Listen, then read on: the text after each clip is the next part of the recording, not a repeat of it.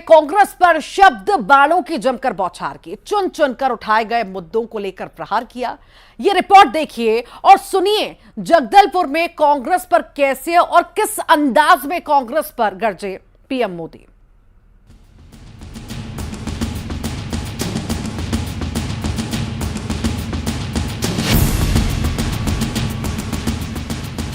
आज छत्तीसगढ़ के कोने कोने से एक ही आवाज आ रही है। हर कोने से एक ही आवाज आ रही है। छत्तीसगढ़ का हर एक व्यक्ति एक ही बात कह रहा है। छत्तीसगढ़ कह रहा है, आओ नहीं सहिबो, आओ नहीं सहिबो, बदल के रहिबो, बदल के रहिबो। कुछ इस तरह प्रधानमंत्री मोदी ने परिवर्तन महासंकल्प रैली में जनसभा को संबोधित किया और लोगों से छत्तीसगढ़ सरकार को सत्ता से उखाड़ फेंकने का आह्वान किया और कांग्रेस पर खूब बरसे। कांग्रेस ने सिर्फ 5 वर्ष में छत्तीसगढ़ की जो हालत कर दी है उसे पूरा देश देख रहा है। कांग्रेस के विधायकों और मंत्रियों ने जो कारनामे यहां किए हैं उससे हर कोई त्रस्त है। चारों तरफ भ्रष्टाचार का बोलबाला है। छत्तीसगढ़ में अपराध चरम पर है। हत्याओं के मामले में छत्तीसगढ़ अग्रणी राज्यों में पहुंच चुका है। कभी कभी तो लगता है राजस्थान और छत्तीसगढ़ के बीच स्पर्धा चल रही है। प्रधानमंत्री मोदी ने कांग्रेस को जमकर आड़े हाथों लिया और प्रदेश सरकार को झूठ और घोटालों की बुनियाद पर खड़ी सरकार करार देते हुए हमला बोला। छत्तीसगढ़ में विकास या तो पोस्टर और बैनरों में दिखता है या फिर कांग्रेस के नेताओं की तिजोरी में दिखता है। कांग्रेस ने छत्तीसगढ़ को अगर दिया है तो वो है झूठा प्रचार और घोटालेबाज सरकार। आदिवासियों के गढ़ और 12 विधानसभा सीटों वाले बस्तर संभाग का छत्तीसगढ़ की सियासत में अपना महत्व है। जिसने यहाँ जीत का झंडा बुलंद किया मानो उसने सूबे की सत्ता पर कब्जा जमाने में कामयाबी हासिल की। यही वजह है कि छत्तीसगढ़ में परिवर्तन का संकल्प लेकर पीएम मोदी बस्तर पहुंचे और आदिवासियों के विकास की बात करते हुए कांग्रेस पर बस्तर की अनदेखी का आरोप लगाया। और कांग्रेस ने इतने दशकों का क्या किया भाई? कांग्रेस ने बस्तर को भी दशकों तक नजरअंदाज किया। आप लोगों की परवाह ही नहीं की। उनके 2-4 ठेकेदारों को संभालते थे और वही आपसे वोट लेकर के उनको दे देते थे, उनकी गाड़ी चल जाती थी। उनको आपकी परवाह ही नहीं थी। पीएम मोदी ने नगरनार स्टील प्लांट को लेकर भी कांग्रेस को घेरा, साथ ही जातिगत जनगणना के मुद्दे पर पूरे विपक्ष पर निशाना साधा। ये झूठी बातें फैलाकर ये स्टील प्लांट को भी हड़पना चाहते हैं।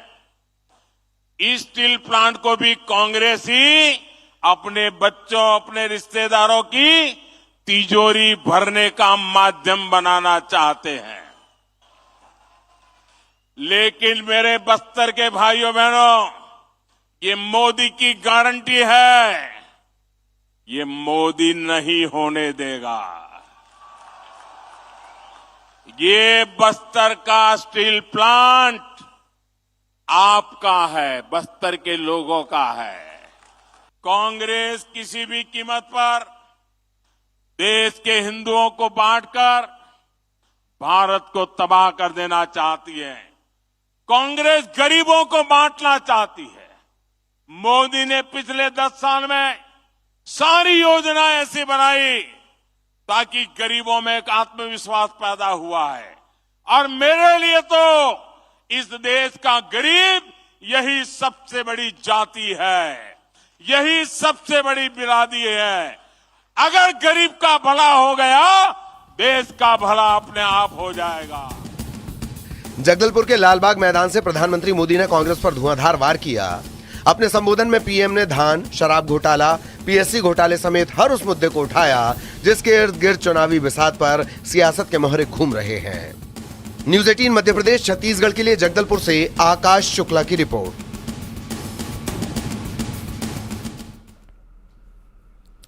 जातिगत जनगणना पर जारी सियासत के बीच पीएम मोदी ने बड़ा बयान दिया।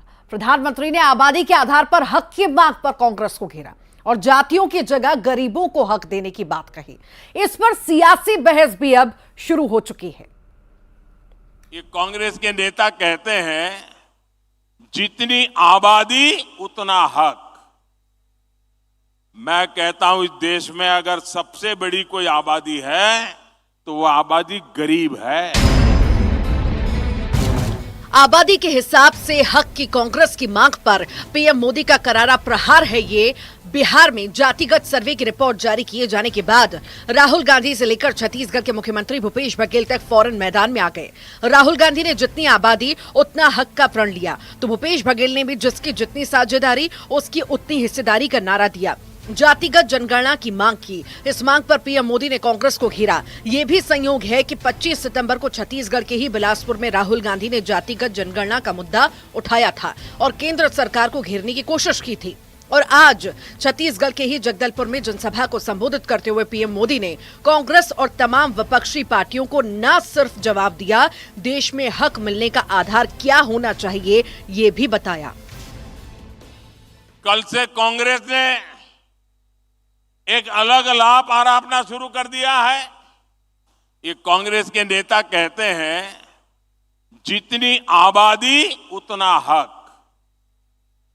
मैं कहता हूं इस देश में अगर सबसे बड़ी कोई आबादी है तो वो आबादी गरीब है।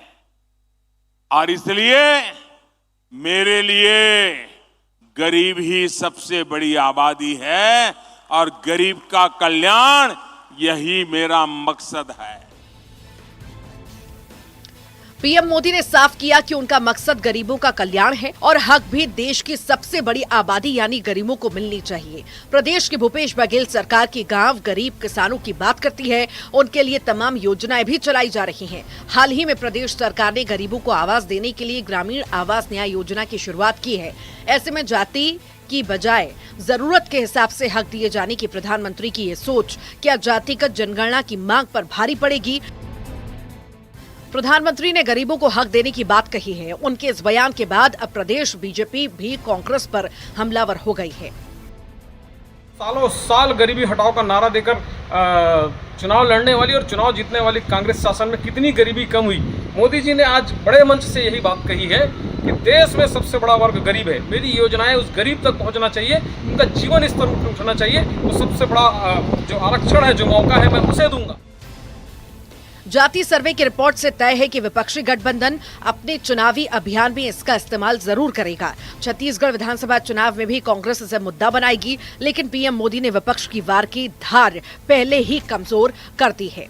हक जाति के हिसाब से मिले या जरूरत के आधार पर, वोट काम के आधार पर मिले, जातियों के नाम पर अब एक नई सियासी बहस शुरू हो गई है। Bureau report, news 18। भारत से पाकिस्तान गई अंजू का एक नया वीडियो सामने आया है जिसमें वो भारत की तारीफ करती हुई दिखाई दे रही है। अंजू ने यह भी कह दिया कि वो गद्दार नहीं है। देखिए।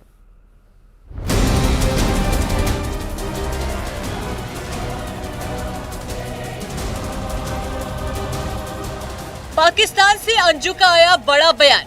अंजू बोली, मैं नहीं हूं गद्दार। पाकिस्तान से अंजू का ये नया वीडियो सोशल मीडिया पर वायरल हो रहा है, जिसमें वो सफाई देती हुई दिखाई दे रही है और कह रही है कि वो गद्दार नहीं है और उसने देश के साथ कोई धोखा नहीं किया। ना अपने देश से गद्दारी करी है, अपने बच्चों से ऐसे करी है, पर ऐसा नहीं है, मैं भी इंसान हूँ। वीडियो में साफ देखा जा सकता है कि वो अपने पाकिस्तानी शौहर नसरुल्लाह के साथ बैठी है और इंटरव्यू दे रही है। पाकिस्तानी पत्रकार को इंटरव्यू के दौरान उससे ये बात कही। अंजू का कहना है कि उसके खिलाफ काफी अफवाहें उड़ाई गई, लेकिन उसने भारत के साथ कोई गद्दारी नहीं की। जो अफवाहें बनाई हैं निगेटिव वगैरह इस टाइप से कि मेरी एक फोटो एक वीडियो जाती है कि इसको तो कोई परवाह नहीं है, ना अपने देश से गद्दारी करी है, अपने बच्चों से ऐसे करी है, पर ऐसा नहीं है। मैं भी इंसान हूँ, ऐसी कोई बात नहीं है, सब कुछ अच्छा है, यहाँ पे लोग अच्छे हैं, बहुत प्यार से रहते हैं। यही मेरा मैसेज है सबके लिए कि प्लीज़ मेरे लिए थोड़ा सा पॉजिटिव सोचें, नेगेटिव नहीं। मैं दुश्मन नहीं हूँ किसी की। एक बार फिर से अंजू ने भारत आने की अपनी इच्छा जाहिर की है। उसका कहना है कि वो भारत आना चाहती है, उसे अपने बच्चों से मिलना है। अंजू के इसी महीने भारत आने की बात भी चल रही है। अंजू के पाकिस्तानी रंग में रंगने के बाद कई तस्वीरें सामने आई थी, जिससे वो लगातार निशाने पर थी। अंजू ने इंटरव्यू के दौरान भारत की तारीफ भी की। तो यही लग रहा है कि मैं यहाँ की तारीफ कर रही हूँ, तो ऐसा नहीं है, जो है वो बता रही हूँ। और इंडिया भी खूबसूरत है अपनी जगह पे, वो सारी एक जमीन है, ये बॉर्डर ये तो बाद में हुआ है जो भी है, और वो भी अपनी जगह बहुत खूबसूरत है। और मुझे ऐसा नहीं है कि इंडिया से मुझे प्यार नहीं है, मुझे इंडिया से बहुत प्यार है और मैं इंडिया भी वापस जाऊंगी। हम अकेले भी जाएंगे, साथ में भी जाएंगे इंशाल्लाह। हाँ। जुलाई के महीने में अंजू घर वालों से झूठ बोलकर पाकिस्तान अपने प्रेमी से मिलने जा पहुंची। पाकिस्तान जाकर नसरुल्लाह के साथ निकाह किया। अंजू का पहनावा भी बदल गया, वो हिजाब में दिखने लगी। उसे महंगे महंगे गिफ्ट्स मिलते रहे। पाकिस्तान ने मेहमान नवाजी में कोई कसर नहीं छोड़ी, उसे सिराखों पर बिठा कर रखा। लेकिन बीच बीच में ये खबर आई कि अंजू का पाकिस्तान में मन नहीं लग रहा है। वो अपने बच्चों के बिना पाकिस्तान में बहुत ही अकेला महसूस कर रही है। लेकिन भारत में वापस आना अंजू के लिए आसान नहीं है, क्योंकि भारत में उसके पहले पति अरविंद ने उसके खिलाफ कानूनी लड़ाई छेड़ रखी है। अंजू के खिलाफ उन्होंने एफआईआर दर्ज कराई है। अरविंद की शिकायत पर जो एफआईआर दर्ज की गई है, उसमें अंजू पर धोखा देने का आरोप लगाया गया है। अरविंद ने अंजू पर शादीशुदा होने के बावजूद दूसरी शादी कर धोखा देने का इल्जाम तो लगाया ही, साथ में अंजू के फोन पर धमकी देने का भी आरोप है। वहीं पाकिस्तान ने अंजू का वीजा 1 साल के लिए बढ़ा दिया है। पाकिस्तानी खुफिया एजेंसी आईएसआई की साजिश भी इसके पीछे हो सकती है। अरविंद ने भी इसी ओर इशारा किया है। नसरुल्लाह से शादी की बात पर अरविंद ने ये भी कहा था कि अंजू दूसरी शादी तब तक नहीं कर सकती जब तक वो दोनों अलग नहीं होते। कानूनी तौर पर अभी भी दोनों पति पत्नी हैं, लेकिन अब अंजू अपने बच्चों के बिना नहीं रह पा रही है। अगर वो भारत आती है तो उसे कानूनी प्रक्रिया का सामना करना होगा। Bureau report, news 18। अयोध्या और दिल्ली सहित देश के तमाम शहरों को फिर से दहलाने की साजिश नाकाम हुई है। देश की खुफिया एजेंसियों ने जिस ISIS मॉड्यूल का चैप्टर क्लोज किया है, वो आपराधिक हिस्ट्री तैयार कर आतंकियों को एक खास शक्ल देने की कोशिश कर रहा था। यानी हमला हो तब ये ना लगे कि यह आतंकी वारदात है। तीनों आतंकियों ने पूछताछ में अहम खुलासे किए हैं, जिसमें सबसे खौफनाक साजिश रची गई थी अयोध्या को लेकर। देखिए।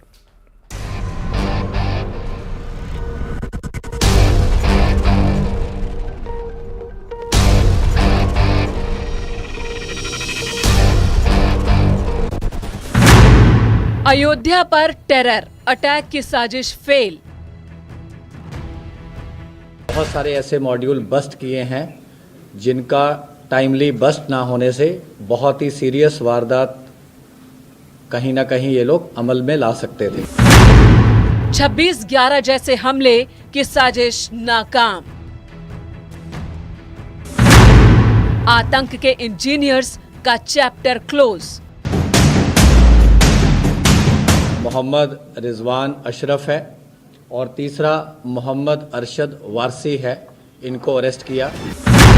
अयोध्या, दिल्ली, मुंबई जैसे कई शहरों को दहलाने का खौफनाक प्लान जिसे नाकाम किया है देश की सुरक्षा एजेंसियों ने, जो कि एक्सप्लोसिव बनाने में यूज हो सकती थी, वो मोहम्मद शाहनवाज के ठिकाने से हमारी टीम ने रिकवर करी है। 2 महीने से ज्यादा समय तक निगरानी, उत्तर भारत में 200 जगहों पर छापेमारी और 3 संदिग्ध आतंकियों की गिरफ्तारी। मोहम्मद शाहनवाज दिल्ली के जैतपुर से मोहम्मद अरशद वारसी मुरादाबाद से और मोहम्मद रिजवान को लखनऊ से पकड़ा गया है। मैं उसी स्पॉट पर मौजूद हूं जहां से मोहम्मद रिजवान अशरफ को दिल्ली पुलिस के स्पेशल सेल ने गिरफ्तार किया है। मैं आपको सीधे वो स्पॉट दिखाता हूं। आप देखिए ये वही स्पॉट है, plot number 99 Hari Singh farm house के इलाके से गिरफ्तार किया गया है मोहम्मद रिजवान अशरफ को। इन सभी संदिग्ध आतंकियों का कनेक्शन ISI से प्रेरित मॉड्यूल से है, जो खौफ का कारोबार करने के लिए ऑनलाइन ट्रेनिंग भी देते हैं। सुरक्षा एजेंसियों के हाथ एक ऐसा ऑडियो भी लगा है जिसने आतंकी साजिश के पोल खोल दिए। मुसलमानों को जिहादी सरगर्मियों में जाहिर करते हुए हर कुछ दिन बाद गिरफ्तारियां अमल में आती है, तो इन हालात में अगर हम सरगर्मी अख्तियार करें तो किस तरह हम अपनी सरगर्मी को अंजाम दे सकते हैं। कुछ भाई असलहा के हुसूल के लिए मुकामी स्मगलर्स और डीलर से राबिता करते हैं, ये जाने बगैर कि असलहा के जो डीलर हैं वो दोहरे एजेंट होते हैं। एक तरफ वो असलहा का कारोबार करते हैं, दूसरी तरफ पुलिस और इंटेलिजेंस के लिए मखबरी के फ़राइज़ अंजाम देते हैं। इस मद में हम अच्छी तरह तहक़ीक़ और मालूमात के बाद ही अपना कदम आगे बढ़ाएं, इससे हमें कामयाबी मिलेगी। हम अपनी सिक्योरिटी का मुकम्मल ख्याल रखें, ना ही हम दुश्मन को कमज़ोर समझें। जहाँ तक हमारी गिरफ्तारियों और आजमाइशों का ताल्लुक़ है, तो ऐसी गलतियाँ जिसे हम बार बार दोहराते हैं। ये मॉड्यूल फुल प्रूफ तैयारी कर चुका था। त्योहारों से ठीक पहले दिल्ली में अक्षरधाम मंदिर और अयोध्या में बड़ा विस्फोट करने की साजिश रच रहा था। ये साजिश फाइनल स्टेज में थी। मोहम्मद रिजवान अशरफ है, इसको लखनऊ से अरेस्ट किया गया, और इनका साथी जो है मोहम्मद अरशद वारसी, इसको मुरादाबाद से अरेस्ट किया गया। इनके ठिकानों पे रेड हुआ तो तमाम एक्सप्लोसिव्स बनाने की डिफरेंट जो इक्विपमेंट्स थी, जो कि इन्होंने अलग अलग जगह से हासिल करी थी, जिसमें elementary plastic tubes, iron pipes, अलग अलग तरह के केमिकल्स, बहुत सारी और जो टाइमिंग डिवाइसेस एट्सेट्रा जो कि एक्सप्लोसिव बनाने में यूज़ हो सकती थी, वो मोहम्मद शाहनवाज के ठिकाने से हमारी टीम ने रिकवर करी है। इन्होंने रेकी करी, वेस्टर्न घाट्स में इन्होंने अपना ठिकाना बनाने की कोशिश करी। कई ऐसे वाइल्ड लाइफ एरियाज़ थे जहाँ पे इन्होंने नंबर ऑफ वीक्स बिताए, और इनको क्लियरली एक टास्किंग दी जाती थी कि किस स्टेज पे क्या करना है। यानी मुंबई पर हुए 26/11 से भी बड़े हमले की साजिश आखिरी चरण में थी। ठीक वक्त पर अगर हिंदुस्तान की सुरक्षा एजेंसियां इन संदिग्धों को गिरफ्तार न करती, तो पाकिस्तान में बैठे इनके आका अपने अपने नापाक मंसूबों को अंजाम देने में कामयाब हो जाते।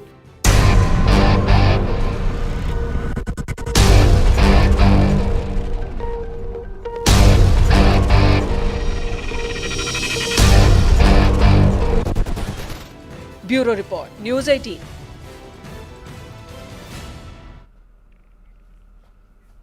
अयोध्या और दिल्ली सहित देश के तमाम शहरों को फिर से दहलाने की साजिश फेल हो गई। देश की खुफिया एजेंसियों ने जिस ISIS मॉड्यूल का चैप्टर क्लोज किया, वो आपराधिक हिस्ट्री तैयार कर आतंकियों को एक खास शक्ल देने की कोशिश कर रहा था। यानी हमला हो तब ये ना लगे कि आतंकी वारदात है। तीनों आतंकियों ने पूछताछ में अहम खुलासे किए, जिसमें सबसे खौफनाक साजिश रची गई थी अयोध्या को लेकर।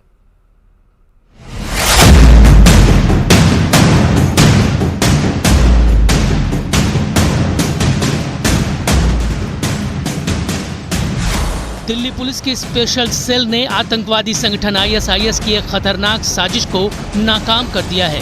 दरअसल दुनिया के सबसे खतरनाक आतंकवादी संगठन का तमगा ले चुके ISIS के गुर्गों ने भारत की राजधानी दिल्ली को लहूलुहान करने की साजिश रची थी, लेकिन पुलिस ने खौफनाक साजिश को नाकाम कर दिया।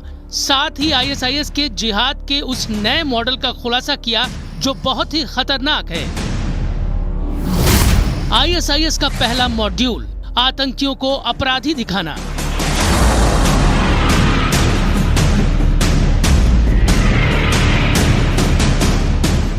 ISIS के इस मॉडल का मकसद था कि आतंकियों को अपराधियों की तरह पेश किया जाए और उसके लिए एक क्रिमिनल हिस्ट्री भी तैयार करने की योजना थी। ISIS का दूसरा मॉड्यूल लोकल लोगों का ब्रेन वॉश करना।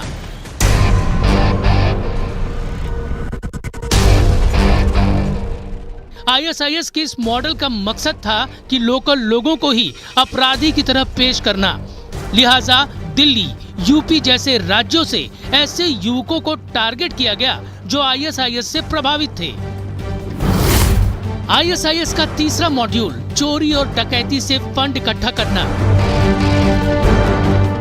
ISIS ने इस मॉड्यूल के तहत आतंकियों को चोरी और डकैती करके पैसा इकट्ठा करने की ट्रेनिंग दी।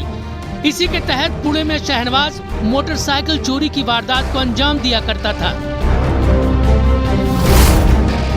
ISIS का चौथा मॉड्यूल फंड से बम बनाना और हमला करना। ISIS का चौथा और खतरनाक मॉड्यूल था चोरी और डकैती से इकट्ठा किए गए फंड से बम बनाना और खतरनाक वारदात को अंजाम देना। शाहनवाज उन्हीं पैसों से IED बनाने और IED से ब्लास्ट करने की तैयारी कर चुका था।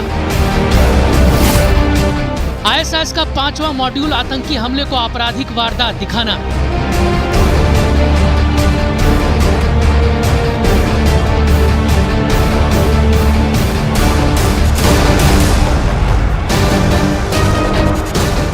ISIS आतंकी हमले को आपराधिक वारदात दिखाना चाहता है, जैसे मुंबई के खबाद हाउस को निशाना बनाना, कुछ राजनीतिक लोगों पर हमला करना और अयोध्या में भी मंदिर में वारदात को ऐसे अंजाम देना था कि वो एक क्रिमिनल एक्ट लगे, यानी एक आपराधिक वारदात लगे। फिलहाल आतंकी शाहनवाज की गिरफ्तारी के बाद आतंकी आका की दिल्ली को दहलाने की साजिश पर पानी फिर गया है। बता दें, शाहनवाज ISIS के पुणे मॉड्यूल का गुर्गा है और NIA ने इसके सिर पर 3 लाख रुपए का इनाम रखा हुआ था। स्पेशल सेल ने शाहनवाज को दिल्ली से गिरफ्तार किया है।